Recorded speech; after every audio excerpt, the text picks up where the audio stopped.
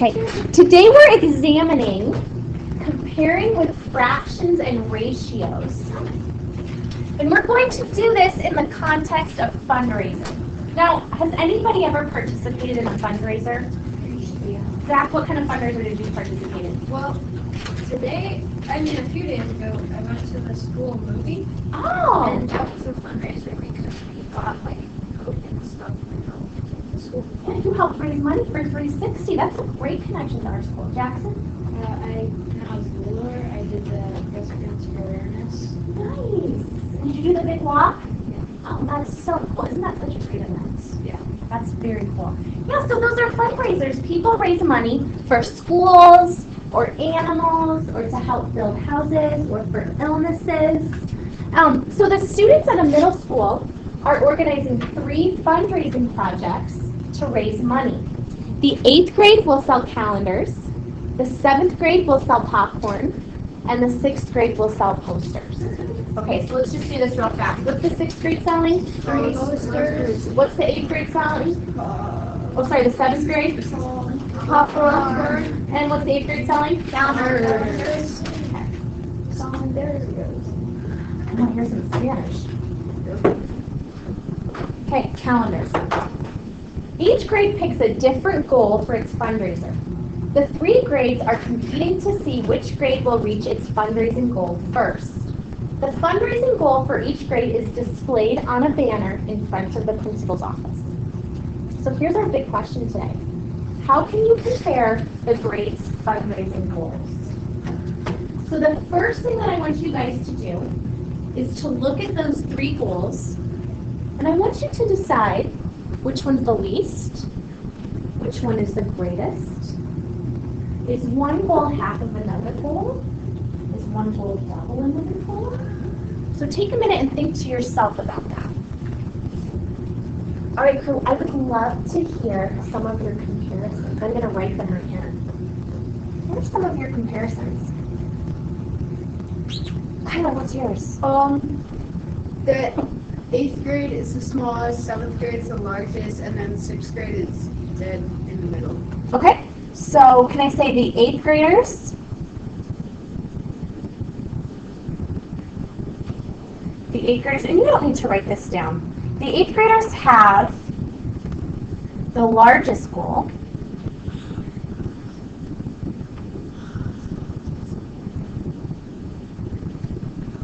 And, the 8th graders have the smallest goal. Sorry about that. The 8th graders have the smallest goal.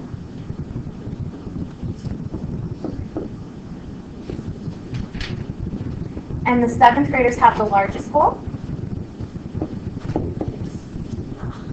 Okay. 7th graders have the largest goal.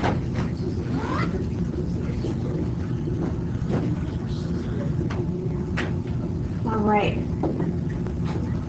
Yeah, I'm ready for another one. Tyler? So I noticed that the 8th grade goal was 1/3 of the house. 7th grade goal. Ooh, okay. The 8th grade goal.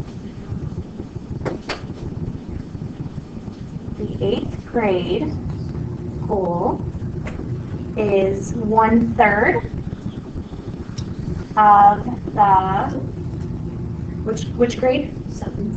The 7th grade goal. Ooh, I like that a lot. Let's do this.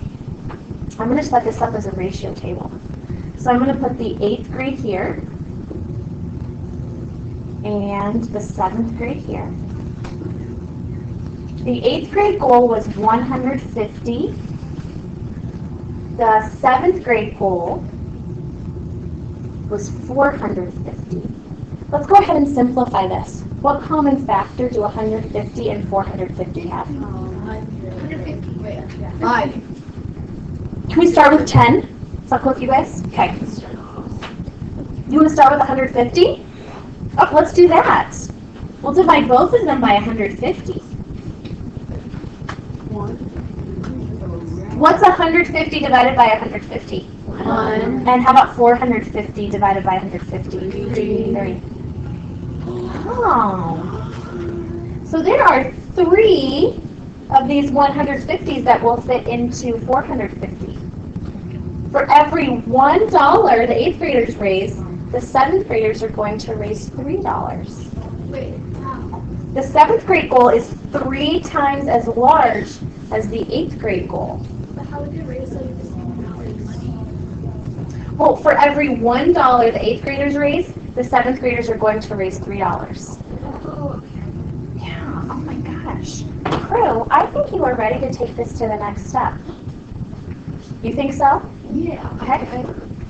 Turn your notebook to your next clean page, and at the top I want you to write comparing bits and pieces, investigation, this says 1.1. And here is your question for today. What strategies can we use to compare two fundraising goals? So today you have several claims from the students at the school. And they gave slips of paper for the principal to read over the loudspeaker during morning announcements. And it is our job to decide whether each claim is true, and we need to explain our reasoning. So our first claim comes from Marcus, who says the 6th grade goal is $150 more than the 8th grade goal. Well, what is the 6th grade goal? $300? What's the 8th grade goal? 150. Okay. Give me a thumbs up if you agree. Give me a thumbs down if you disagree. Cool. Okay. So in our notebooks, for this first one for Marcus, I'm going to write Marcus's name because we're looking at his claim. And you're going to try really hard to write in the lines on yours. I have my big fat marker, so it's a little tricky. And first of all, we're going to say his claim is true. Now, just like you do in science with your science notebooks, we're going to use evidence now. And we're going to support our reasoning. So the next thing we need to have is evidence.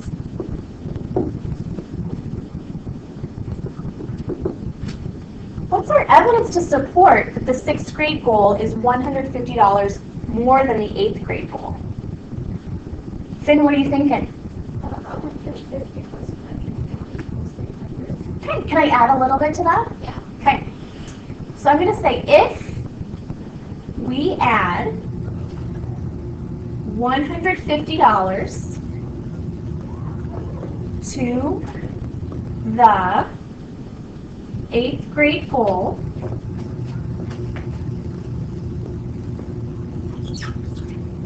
of $150, we get $300, which is the 6th grade goal.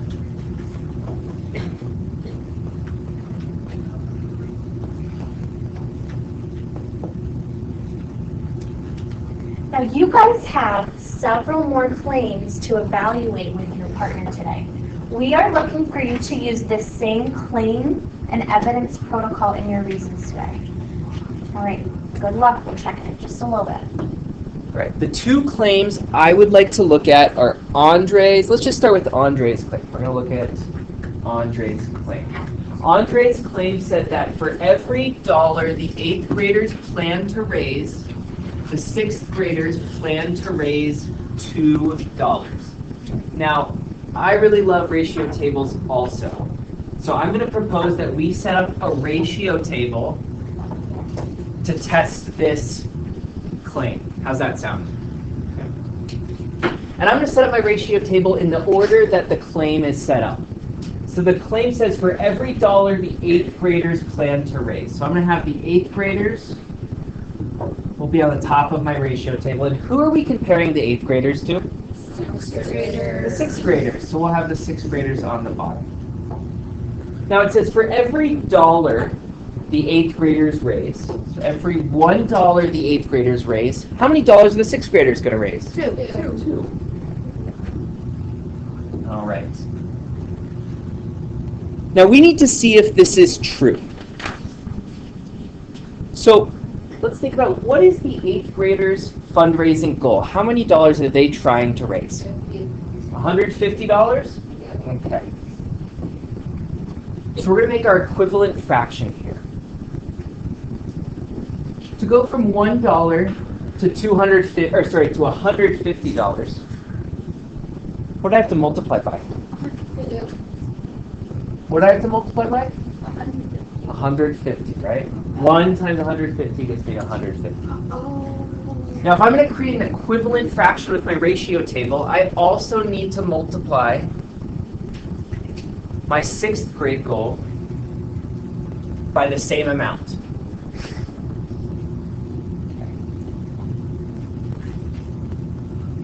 What is 2 times 150? 300. 300. So let's see if this works.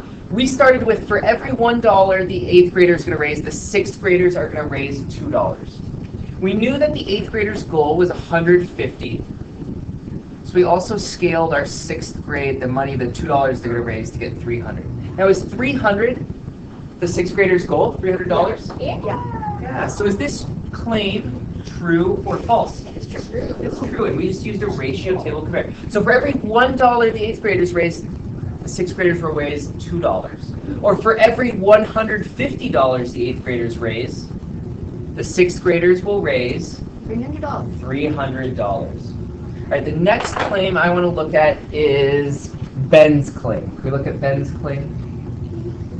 Ben's claim says that for every $60 the 6th graders plan to raise, the 7th graders plan to raise $90.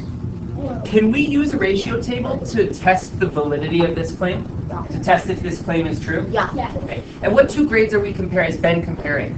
6 and 7. Okay, I'm going to put our 6th graders on top, and we're going to compare them to the 7th graders. And it says for every $60 the 6th graders raise, the 7th graders are going to raise $90. Now let's see if this is true. So we should start with one of these grades' goal. What's the 6th grader's goal? 300. 300. All right. To go from 60 to 300, what do I have to multiply by? 206. 60. Let's think about it this way. If I'm going from 6 to 30, what did I have to multiply by? Okay. So if I'm going from 60 to 300, what do I have to multiply by? 550. Times 5. So we should also multiply our denominator at bottom by 5. What is 90 times 5? What's 9 times 5? 45. So 90 times 5 is 450. Now, is $450 our 6th or 7th grade goal? Yeah. So is Ben's claim true or false? It's true. We can also scale down. We can divide. Can I do this one in a different color? How's that sound? So to go from 60, let's scale down. What's a common factor of 60 and 90? 30. 10. Let's do 10. I like 10. Let's do 10. So we're going to divide by 10. 60 divided by 10? 6. What's 90 divided by 10? 9. So for every $60 the 6th grade raised, the 7th grade will raise 90. Or for every $300 the 6th graders raise, the 7th graders will raise 450. Or for every $6 the 6th graders raise, the 7th graders will raise $9. Yeah, Finn? I don't really understand how that would work because, like, if the 6th graders get $6 and it would be like the same amount, the 7th graders would probably get $6 too. We're saying for every, so we're not saying they raise the same amount. They're raising different amounts. The 6th graders are getting $6. The 7th graders are getting $9. They are getting different amounts. They're each raising a different amount, right?